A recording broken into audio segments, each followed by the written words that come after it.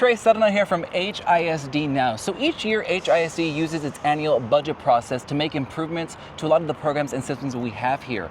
Some of those changes are coming to HISD's transportation department. I'm here with Kari Feinberg today, who's going to explain some of those changes. First off, thank you so much for joining us today. You're welcome, Trey. Yeah, so can you give us an understanding kind of how is HISD rebuilding its transportation system? Yeah, that's a great question. So in rebuilding our transportation system, we're really focused on a number of key priorities or goals.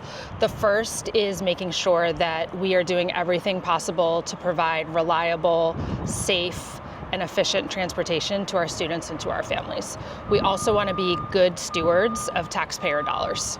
Wonderful. So that's a lot of important information for our viewers to understand. Can you tell us what HISD is doing differently in this process? Yes. So right now we're really focusing on restructuring the staffing at our terminal and department levels. So one thing that's important to know is that our restructuring that's happening right now, it's not impacting bus drivers or bus attendants at all.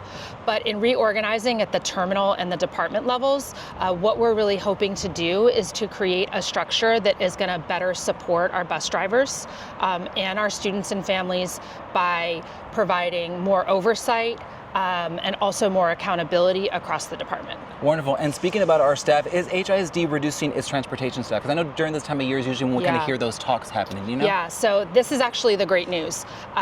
We are closing about 125 positions in the department, but we're opening up even more.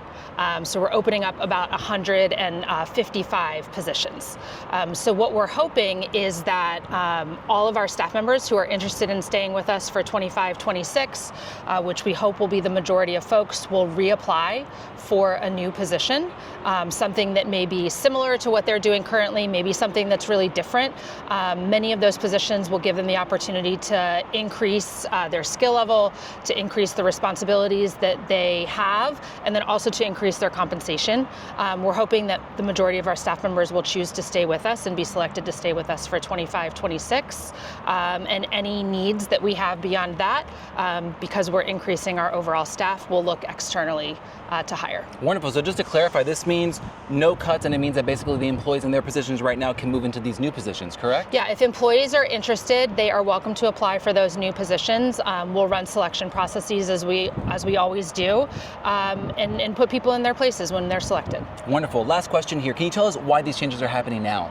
Yeah, so we're making these changes now ahead of the 25-26 school year, so that we really can be ready to go on the first day of school. Okay. We already have a lot of changes in place in terms of how we're thinking about routing, how we're thinking about, again, staffing at the terminal and department levels. And by making these changes now, we're letting employees know in advance that these changes are coming, letting them know about their options moving forward, getting folks who are interested in staying with us and apply for those positions in these places. And that's going to give us the right amount of lead time to make sure we're ready to hit the ground rolling on day one, 25-26. Wonderful. A lot of important information there, but again, a lot of big improvements. But thank you for taking the time to talk to us about that today. Yeah, you're welcome. All right, and thank you for watching HISD Now.